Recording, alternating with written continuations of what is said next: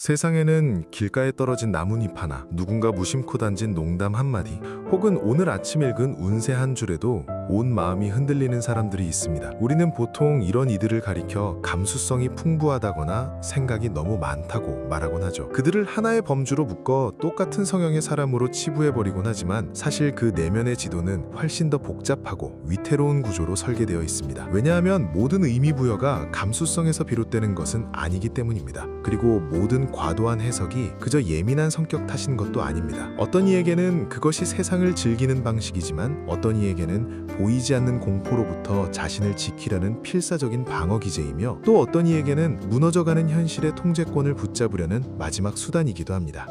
한 발짝 더 다가가 그 속을 들여다보면 별것 아닌 일에 의미를 부여하는 행위가 단순한 성향이 아니라 각기 다른 생존 전략에서 기인했다는 것을 알게 됩니다. 가장 먼저 눈에 띄는 유형은 모든 우연에서 필연을 찾아내야만 직성이 풀리는 사람들입니다. 이들에게 우연이란 존재하지 않습니다. 오늘 만난 검은 고양이, 카페에서 흘러나온 익숙한 노래, 상대방의 짧은 대답 뒤에 붙은 마침표 하나까지도 모두 거대한 운명의 조각입니다. 이들은 불확실한 세상 속에서 자신만의 단서를 수집하며 안도감을 느낍니다. 이들에게 의미 부여는 지루한 일상을 영화처럼 만들어주는 마법이자 무질서한 우주에 나만의 질서를 부여하는 일종의 창조 행위와도 같습니다. 여기엔 슬픔도 비극도 없습니다. 그저 내가 주인공인 서사를 완성하고 싶은 욕구, 그리고 내 삶이 특별하기를 바라는 순수한 갈망이 있을 뿐이죠. 하지만 그 이면에는 조금 더 절박한 이야기가 숨어 있습니다. 어떤 사람들에게 의미 부여는 감수성의 영역이 아니라 통제의 영역입니다. 내 힘으로 어찌할 수 없는 거대한 사건들, 예측할 수 없는 타인의 마음, 그리고 내일 당장 무슨 일이 벌어질지 모르는 불확실성이 엄습할 때 인간의 뇌는 극심한 스트레스를 받습니다. 이때 뇌는 비상대책을 세웁니다. 상황을 해결할 수 없다면 상황에 이름이라도 붙여서 내 소나기 안에 두려는 것이죠. 이런 나쁜 일이 생긴 건 내가 과거에 잘못했기 때문이야, 혹은 그 사람이 화난 건 내 옷차림 때문일 거야 라고 결론 내리는 순간 역설적으로 마음은 평안해집니다. 원인을 알 수 없는 재난보다 내 잘못으로 인한 징벌이 차라리 다루기 쉬운 법이니까요. 결국 모든 것에 의미를 부여하는 그 행위는 누군가에겐 예술이지만 누군가에겐 보이지 않는 감옥에서 벗어나기 위한 처절한 발버둥입니다. 겉으로 보기엔 똑같이 사소한 일에 목숨 거는 것처럼 보일지 몰라도 그 문 안쪽에서 벌어지는 심리적 전투는 완전히 다른 양상을 띠고 있습니다. 오늘 우리는 그 조용한 전쟁의 실체를 파헤쳐보려 합니다. 왜 우리의 뇌는 이토록 피곤하게 모든 것을 해석하려 드는 걸까요? 만약 여러분도 오늘 누군가의 표정 하나에 밤잠을 설치고 있다면, 혹은 아무 의미 없는 우연에 온종일 마음을 빼앗겼다면 이 영상이 그 이유를 설명해 줄지도 모릅니다. 우리의 뇌는 본능적으로 공백을 싫어합니다. 마치 퍼즐판에 빈 공간이 있으면 어떻게든 채워 넣어야 직성이 풀리는 아이처럼 우리 머릿속의 회로는 알 수 없는 상태를 위험신호로 받아들입니다. 원시시대부터 모호함은 곧 죽음을 의미했기 때문입니다. 수풀이 흔들리는 것이 바람 때문인지 아니면 나를 노리는 맹수 때문인지 확실히 정의 내리지 못하는 개체는 살아남을 수 없었습니다. 그래서 인류는 아주 작은 단서만으로도 거대한 결론을 도출해내는 패턴 인지 능력을 비정상적으로 발달시켜 왔습니다. 문제는 현대사회로 넘어오면서 이 생존 본능이 오작동하기 시작했다는 점입니다. 이제 수풀 속의 사자는 사라졌지만 그 자리를 타인의 애매모호한 말투나 SNS의 읽음 표시, 상사의 무표정한 얼굴이 대신하고 있습니다. 사실 대부분의 사건은 그저 무작위적으로 일어나는 물리적 현상일 뿐입니다. 하지만 우리 뇌는 그 무작위성을 견디지 못합니다. 그냥 일어난 일이라는 설명은 뇌에게 있어 가장 불만족스러운 대답입니다. 그래서 우리는 끊임없이 서사를 부여합니다. 저 사람이 나를 무시해서 저런 표정을 지은 거야 라거나 오늘 운세가 안 좋더니 결국 사고가 났네 라고 말이죠. 심리학에서는 이를 인지적 종결 욕구라고 부릅니다. 어떤 문제에 대해 명확한 답을 얻어 혼란을 끝내고 싶어하는 강렬한 욕망입니다. 이 욕구가 강한 사람일수록 세상의 모든 사소한 점들을 선으로 연결해 하나의 그림을 그리려 애씁니다. 설령 그 그림이 자신을 괴롭히는 비극적인 내용일지라도 정체를 알 수 없는 안개 속에 머무는 것보다는 훨씬 안전하다고 느끼는 것입니다. 불확실성이라는 고통보다는 나쁜 확실성이 뇌에게는 훨씬 달콤한 보상입니다. 결국 과도한 의미 부여는 우리가 예민해서가 아니라 뇌가 스스로를 보호하기 위해 선택한 지독한 학습의 결과입니다. 우리는 세상을 있는 그대로 보는 것이 아니라 우리가 견딜 수 있는 형태의 이야기로 가공해서 보고 있는 셈입니다. 이 과정에서 진실은 중요하지 않습니다. 중요한 건 내 마음이 납득할 수 있는 해석이 존재하느냐 아니냐의 문제입니다. 이 메커니즘을 이해하는 순간 우리는 왜 그토록 사소한 일에 집착하며 스스로를 피곤하게 만들었는지 그 첫 번째 실마리를 찾게 됩니다. 우리가 현실에서 느끼는 가장 큰 공포 중 하나는 무력감입니다. 열심히 준비한 프로젝트가 무산되거나 믿었던 사람에게 갑작스러운 이별을 통보받는 것처럼 내 의지와 상관없이 벌어지는 일들 앞에서 인간은 한없이 작아집니다. 이때 우리가 느끼는 심리적 고통은 단순히 사건 그 자체 때문이 아닙니다. 내 삶의 운전대를 내가 쥐고 있지 않다는, 즉 통제권을 상실했다는 감각이 우리를 더 깊은 나락으로 밀어넣습니다. 바로 이 지점에서 과도한 의미부여라는 강력한 방어 기제가 작동하기 시작합니다. 흥미롭게도 사람들은 상황이 나빠질수록 평소라면 무시했을 법한 사소한 징조에 집착합니다. 예를 들어 경제적으로 큰 위기를 겪고 있는 사람이 갑자기 미신에 집착하거나 일상의 아주 작은 우연에 거대한 의미를 두는 모습을 본 적이 있을 겁니다. 이는 결코 그 사람이 논리적이지 못해서가 아닙니다. 오히려 무너진 통제감을 회복하기 위한 뇌의 눈물겨운 노력에 가깝습니다. 현실 세계의 문제는 당장 해결할 수 없지만 그 사건의 해석이라는 외피를 씌우는 순간 그 사건은 다시 나의 영향력 아래로 들어오게 됩니다. 이 시련은 나를 더 큰 사람으로 만들기 위한 하늘의 계시야 라고 믿는 순간 감당할 수 없었던 고통은 성장의 발판이라는 다룰 수 있는 도구로 변합니다. 반대로 내가 그때 그 옷을 입어서 운이 없었던 거야 라며 자책하는 것조차 사실은 다음엔 그 옷을 입지 않으면 불행을 막을 수 있다는 통제의 가능성을 열어두는 행위입니다. 즉 우리는 의미부여를 통해 혼란스러운 현실을 우리가 이해하고 다룰 수 있는 규격으로 잘라내고 편집합니다. 결국 별거 아닌 일에 의미를 두는 행위는 통제할 수 없는 거대한 파도 위에서 조그만 노라도 저어보려는 인간의 본능적인 취도입니다. 우리는 세상을 해석함으로써 세상을 소유하려 합니다. 비록 그것이 객관적인 사실과는 거리가 먼 주관적인 착각일지라도 그 착각이 주는 안도감은 생각보다 강력합니다. 아무런 의미 없는 고통 속에서 길을 잃기보다는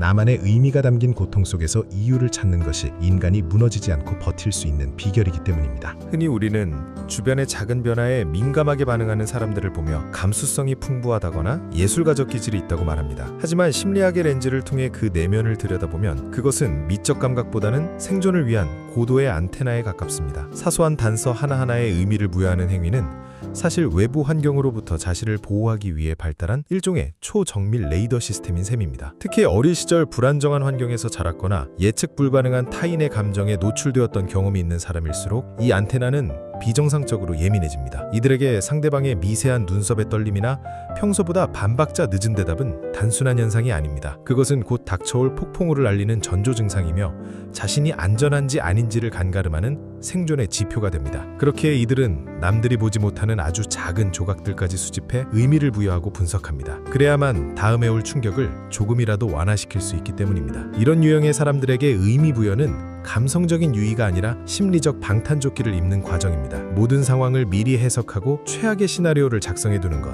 즉 사소한 일에 과한 의미를 두어 미리 대비하는 것이 그들이 세상을 살아가는 방식입니다. 그 사람이 오늘 인사를 안 한 건 나에게 화가 난 게 분명해 라고 결론 내리는 고통이 나중에 예기치 못하게 거절당했을 때 느끼는 당혹감보다 훨씬 견디기 수월하기 때문이죠. 결국 우리가 풍부한 감성이라고 믿었던 많은 부분은 사실 불확실한 타인과 세상으로부터 상처받지 않기 위해 만들어진 자기방어의 결과물일지도 모릅니다. 우리는 사소한 것들 속에 숨겨진 의미를 찾아냄으로써 보이지 않는 위험을 가시화하고 그로부터 자신을 격리합니다. 이 조용한 방어 기제는 우리를 지켜주기도 하지만 동시에 매 순간 모든 것을 해석해야만 하는 피로감이라는 무거운 짐을 지우기도 합니다. 이런 과도한 의미부여가 가장 치명적으로 작용하는 것은 바로 관계라는 영역입니다. 우리는 타인과 대화할 때 단순히 정보를 주고받는 것을 넘어 상대의 표정, 말투, 침묵의 길이까지도 해독하려 듭니다. 특히 자존감이 낮아져 있거나 관계에서 불안을 느끼는 상태일 때 우리의 뇌는 타인의 사소한 행동 하나를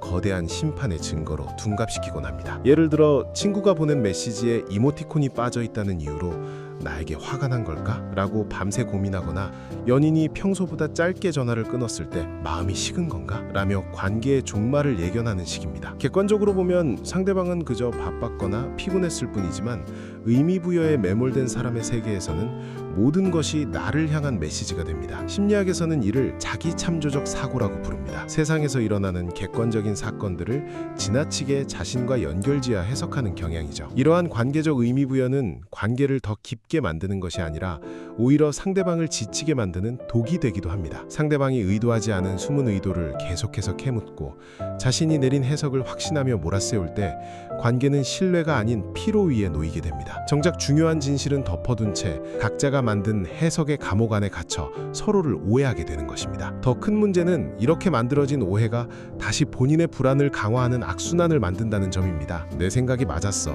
역시 사람은 믿을 게 못 돼. 라는 식의 결론은 뇌가 세상을 보는 패턴을 더 고착화시킵니다. 결국 우리는 있는 그대로의 상대를 사랑하는 것이 아니라 내가 해석해낸 상대방의 이미지와 싸우게 됩니다. 관계 속에서의 과도한 의미 부여는 소통을 돕는 도구가 아니라 오히려 상대방에게 닿지 못하게 가로막는 거대한 벽이 될 수 있음을 우리는 기억해야 합니다. 우리가 흔히 겪는 또 다른 심리적 현상은 확증 편향입니다.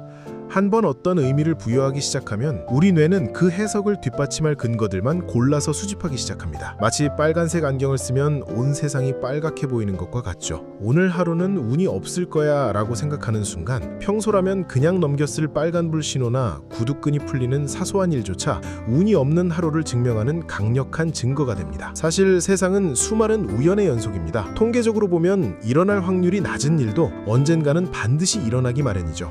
하지만 우리 뇌는 이런 통계적 무작위성을 받아들이는데 매우 서툽니다. 대신 동시성이라는 매혹적인 함정에 빠집니다. 내가 방금 생각했던 단어가 라디오에서 흘러나오거나 연락하려던 사람에게서 마침 전화가 오는 경험을 하면 우리는 이것을 단순한 확률의 일치가 아닌 운명적인 신호로 해석하고 싶어 합니다. 이러한 패턴 찾기는 때로 창의성의 원천이 되기도 하지만 일상에서는 불필요한 에너지를 낭비하게 만듭니다. 무의미한 데이터 사이에서 억지로 연결고리를 찾아내느라 뇌는 쉴 틈 없이 가동되고 정작 집중해야 할 현실의 과업에서는 멀어지게 됩니다. 우리는 일어난 사건의 실체를 보기보다 그 사건이 내 삶의 서사 속에서 어떤 위치를 차지하는지 편집하는데 더 많은 시간을 쏟고 있는 셈입니다. 결국 우리가 느끼는 삶의 무게 중 상당 부분은 실제 벌어진 사건의 무게가 아니라 그 사건에 덧입힌 해석의 무게입니다. 뇌가 만들어낸 정교한 착각 속에서 우리는 우연을 운명으로 스쳐 지나가는 바람을 폭풍으로 둔갑시킵니다. 이 메커니즘을 깨닫는 것은 고통스럽지만 꼭 필요한 과정입니다. 내가 믿고 있는 그 확실한 의미가 사실은 내 뇌가 불확실성을 견디지 못해 급조해낸 가짜 서사일 수도 있다는 의심을 시작할 때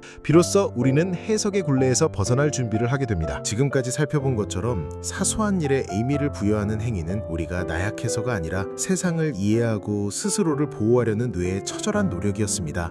하지만 그 보호막이 너무 두꺼워지면 우리는 세상을 있는 그대로 경험할 기회를 잃어버립니다. 모든 것에 의미를 두어야 한다는 강박은 삶을 하나의 거대한 암호문으로 만들고 우리는 그 암호를 풀기 위해 매 순간 진을 빼며 살아가게 됩니다. 이제 우리는 조금 다른 연습을 시작해야 합니다. 그것은 바로 세상에 아무런 의미가 없는 영역이 존재함을 인정하는 것입니다. 누군가의 무심한 표정, 예기치 못한 작은 실수, 그리고 길 가다 마주친 검은 고양이는 어쩌면 정말 아무런 메시지도 담고 있지 않을 수 있습니다. 모든 현상을 내 삶의 서사로 끌어들여 해석하려는 욕심을 내려놓을 때 비로소 우리의 뇌는 진정한 휴식을 얻습니다. 그럴 수도 있지, 그냥 일어난 일이야 라는 짧은 문장은 뇌의 과부하를 막아주는 가장 강력한 안전장치입니다. 물론 삶에서 의미를 찾는 것은 중요합니다. 하지만 그 의미가 나를 옥죄는 감옥이 된다면 그것은 더 이상 지혜가 아니라 집착일 뿐입니다. 우리는 해석자가 되기 이전에 관찰자가 되어야 합니다. 폭풍이 불어올 때 그 폭풍이 나를 향한 저주인지 아니면 새로운 시작을 위한 신호인지 분석하느라 시간을 허비하는 대신 그저 바람의 감촉을 느끼고 안전한 곳으로 몸을 피하는 것이